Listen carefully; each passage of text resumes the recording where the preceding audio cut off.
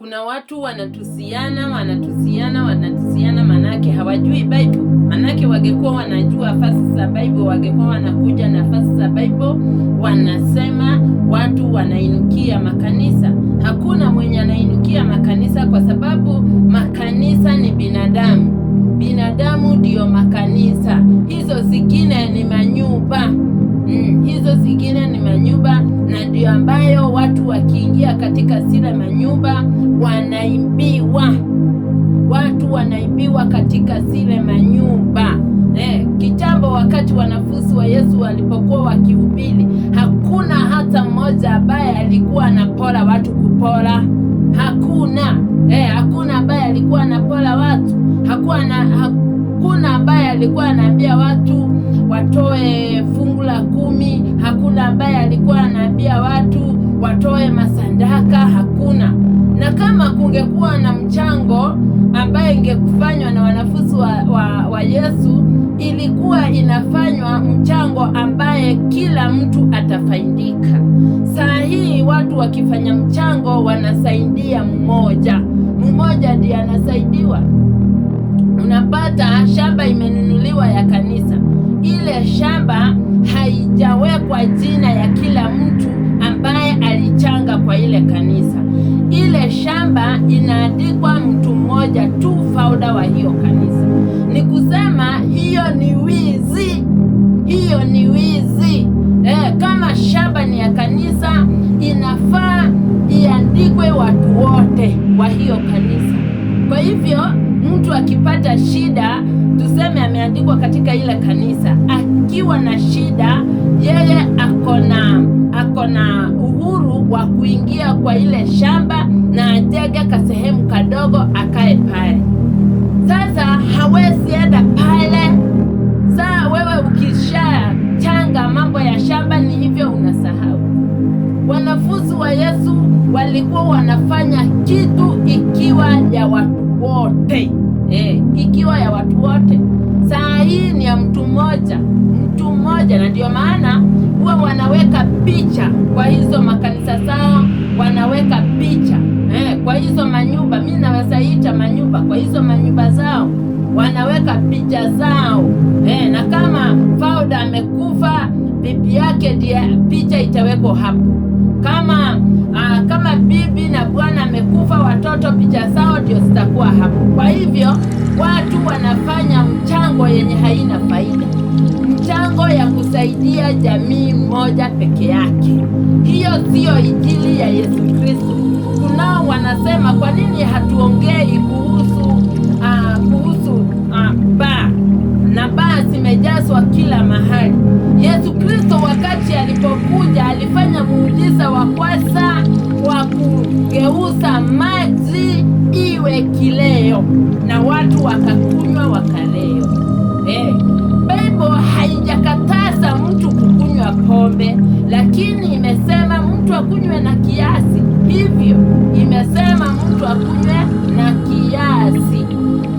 Hata ikifukuliwa kila mahali ifukuliwe, hiyo ni biashara. Sasa hii ingine, hii ambayo watu wanaambiwa ati inaabudu Mungu, hiyo inapora watu kupola, kuliko vile mtu awezaenda inapora kupola. Sasa tunaelekea Januari, watu wataambiwa watoe mafuno, wataambiwa watoe sijui mapesa gani, ati wasimamiwe huo mwaka. Hiyo ni ushetani, kwa sababu ya watu wengi wamefunguka.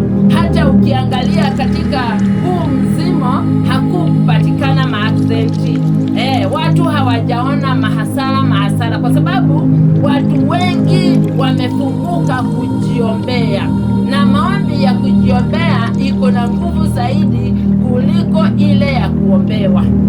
Ile ya kuombewa hujui ni nini umebebeswa. Umebebeswa mafitu. Sasa ukiingia kwa gari inapata accident. Lakini maombi ya kujiombea kwa huu mwaka hakujapatikana na accident. Watu wamefunguka macho wengi sana, na watu kujiombea.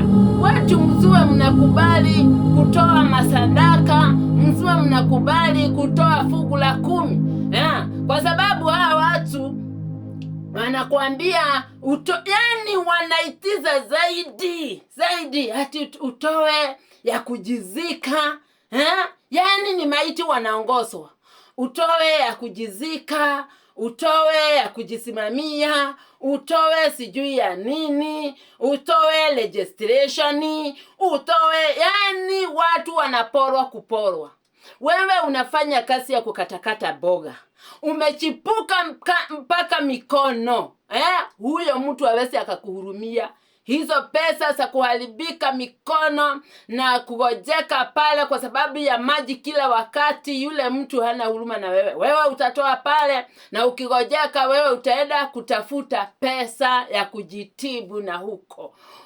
Mafua unafua 500, 100 zingine unatenga pesa unapeana. Rimunia ikikugandamiza wewe utaenda kung'ang'ana na madaktari na huko, na pesa zako tayari umepeana. Mungu wetu sio wa kupola watu. Mungu wetu sio wa kupola watu. Na ndio maana Yesu alisema, "Njooni kwangu msubukao na wenye kulemewa na mizigo mizito, nami nitawapumzisha." Wewe ni kanisa na Roho wa Mungu anaishi ndani yako. Wewe ni kanisa. Kwa nini unakubali kuteswa na matoleo isiyoisha? Matoleo isiyoisha. Hizo manyumba ndizo tunainukia kila wakati. Nyumba 7 sisi hatuna shida nayo. Manake hata makuhani, manabii wa kitambo walikuwa wanakunywa. Mnaona Yesu alipotenda muujiza wa kwanza, ni pombe, ni maji iligeuzwa ikawa pombe na watu wakakunywa. Sasa sisi hatuwezi tukaingilia mambo ya pombe. Hatuwezi, hizo ni biashara, wacha hizo biashara siendelee. Lakini hii ambayo unasema ni kazi ya Mungu, hiyo ndio tunaangalia. Hiyo ndio tunaangalia, ni kazi ya Mungu ambayo inaendeshwa aje. Inaendeshwa aje hii kazi ambayo watu wanasema ni kazi ya Mungu? Upande wa Mungu hakunaga mambo na kuporwa. Hakuna mambo na kuporwa. Fuateni injili ya wanafunzi wa Yesu Kristo. Vile walikuwa wanahubiri injili isiyo ya kugandamiza watu. Nafanya kibarua kadogo, ninaitiswa hiyo pesa. Naitiswa. Hawa watu hawashibi. Bible inasema hawashibi kamwe. Sasa kama uko hapo ati ukigojea huyo pasta wako abadilike, hatabadilika. Ataendelea na kukupora. Jitowe huko, toka huko. Toka, wacha kukaa hapo. Toka huko. Lakini kwa upande wa Mungu usitoke. Lakini kwa huyo mwenye ana shida kikwambia toa, wewe toka huko. Lakini usitoke upande wa Mungu, toka upande wa mtu ambaye anakugandamiza.